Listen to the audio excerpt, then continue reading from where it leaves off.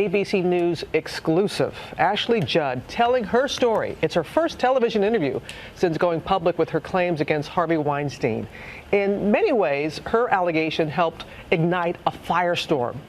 Now more than 65 women have come forward, and she spoke one-on-one to our Diane Sawyer. Good to see you, Diane. Great to see you, Robin, and you're exactly right. It kind of lit a fire across this country among women of all professions, every part of the nation, when they heard the story of Ashley Judd and the women in Hollywood and the man who was standing at the gateway of their work and their dreams. Ashley Judd, who says for the women who came forward, it's not about fearlessness, but taking action despite your fears. Well, here we are.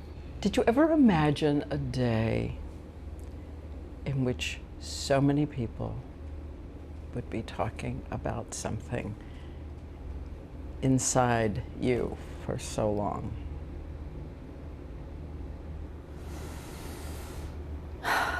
Well, first of all, I'm very blessed to be here, and I know that, so thank you.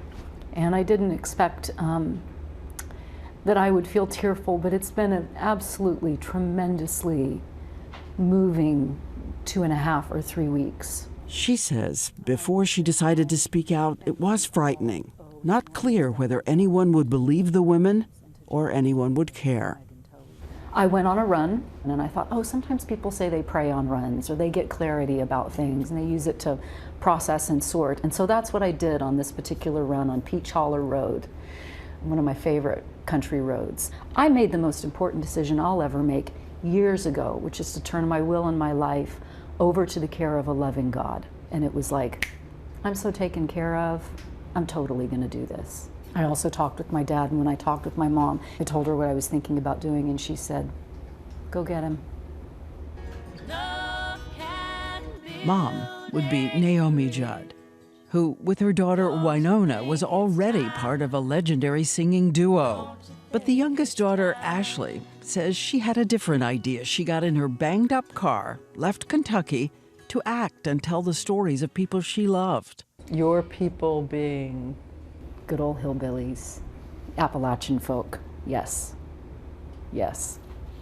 In Hollywood, she says she got some small parts, then larger ones, and she got the attention of one of the reigning titans of the business, producer Harvey Weinstein.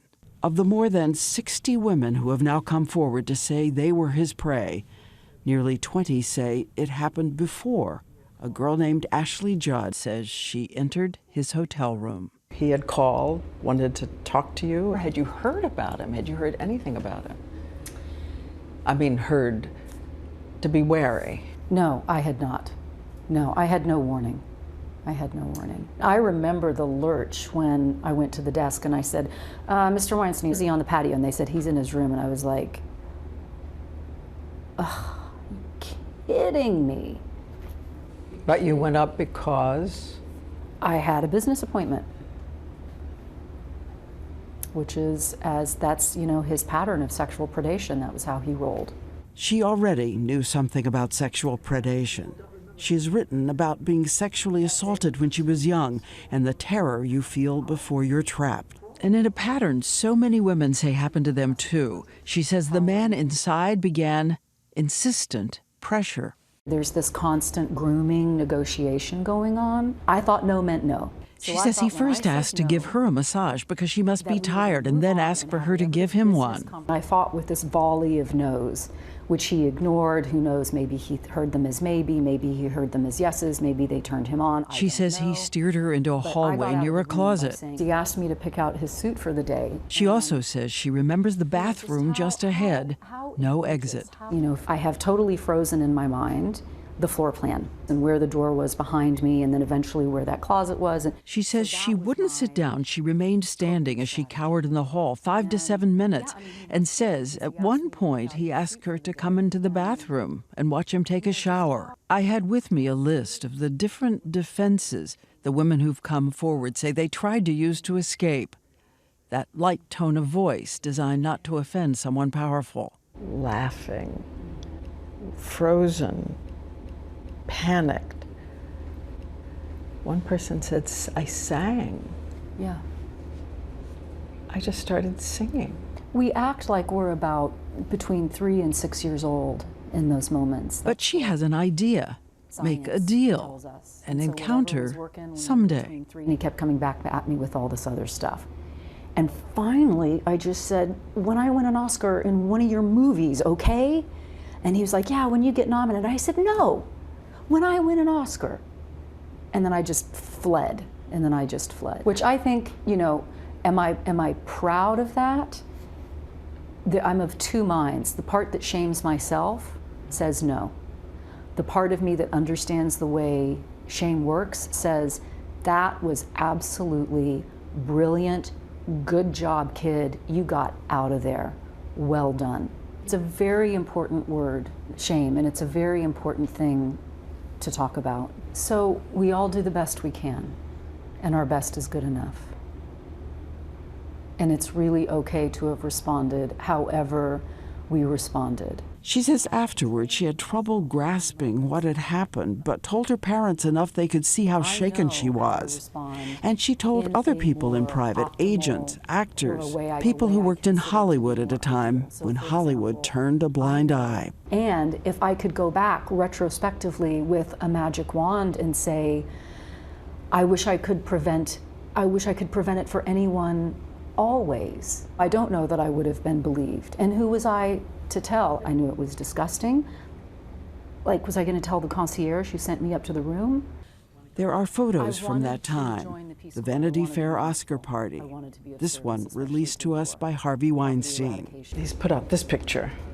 Ugh. And he said, this shows that you were friends, that you were fine, that he even tried to fix you up with his brother, or did fix you up with his brother. She says they had tea in public. So you were friends. No.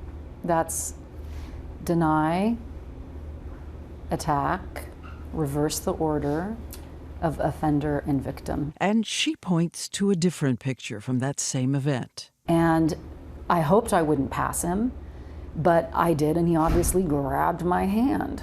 It's like the look on my face is abject terror. Like, I can see it in my eyes. Your elbow, Yeah. it seems Like, to be pushing him back while you're holding his hand.